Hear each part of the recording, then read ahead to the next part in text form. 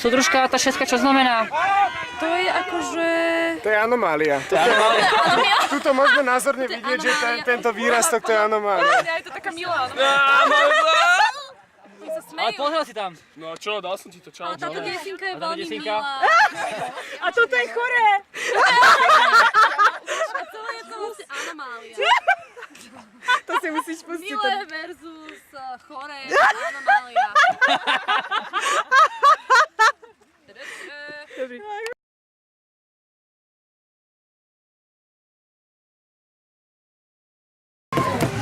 Takže urobíme si analytický rozbor tohto zápasu. Tu jasne vidíme traktor v trháku, ako ide, pokračuje do zóny, krásnym swingom sa dostane na kraj.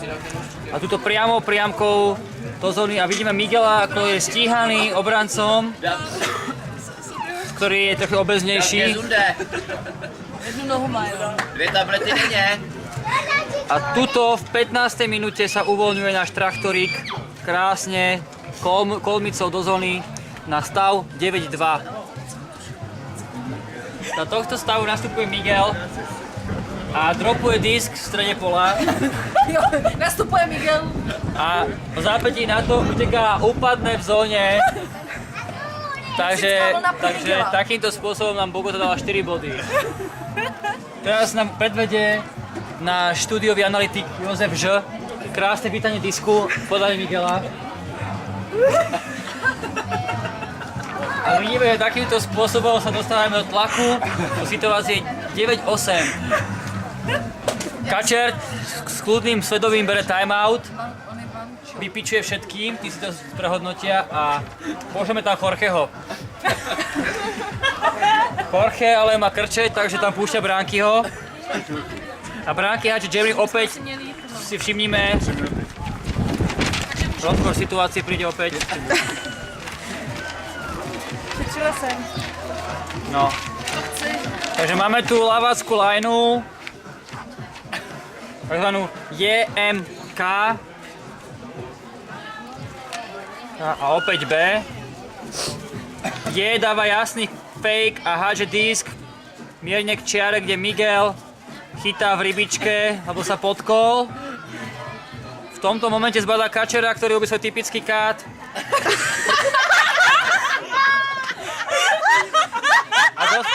A dostáva disk 2 metre od čiary. V tomto bode Bránky pochopil, že je to na ňom. Urobí opäť jasné Včko. A tu mu hádže push pesík takto trošku z ihriska, ktorý sa ale vplyvom vetra vracia a dostávame bod na 11. bod.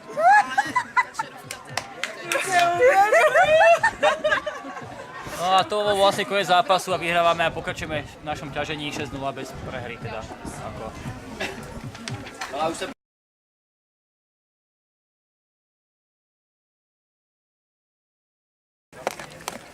Takže vítam vás v našej diskusnej relácii. Hovorí pri špagetách.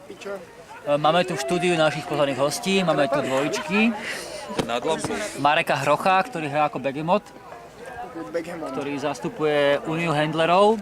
Potom tu máme Jozefa Vanča z nadácie pre kvalitný forehand. Máme tu Beatu Turanovú z nadácie Tvár sa pekne, keď fejkuješ. A máme tu Pedrita Moravkovú, ktorá tu zastupuje oponentúru za občianske združenie rozhodcovia v Ultimate áno či nie. Takže dnešná téma znie postúpiť diskrétne do semifinále alebo nepostúpiť do semifinále. Opýtal by som sa tuto priamo Mareka, čo si on o to myslí a čo by Ja si myslím, že je to veľmi abstraktne anomál. Ako by povedali naši superi, das ist ein sehr gut anomalische abnormale, ja? Jozef, v 5. bode si nejak zaspali na Vavrinok. Prečo to tak bolo? V 5. bode? Ja ti hneď poviem, môj zlatý, prečo to tak bolo. lebo Ono sa to začalo už dosť dávno.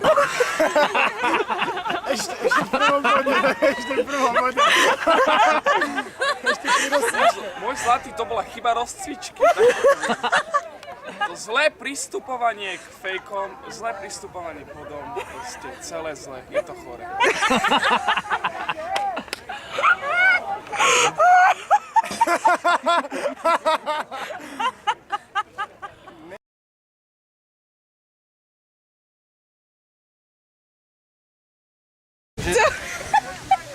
Takže vítame vás v našom štúdiu opäť, ktoré sa zaoberá týmto fantastickým turnajom. Nahlas. V Koede. A všimnime si tuto vľavo v rohu nápis semifinále. Semifinále. To je kľúčové. To je kľúčové slovičko pre tento termín semifinále. Talampa v roku 2009 sa potkali alebo stretli tieto dva týmy.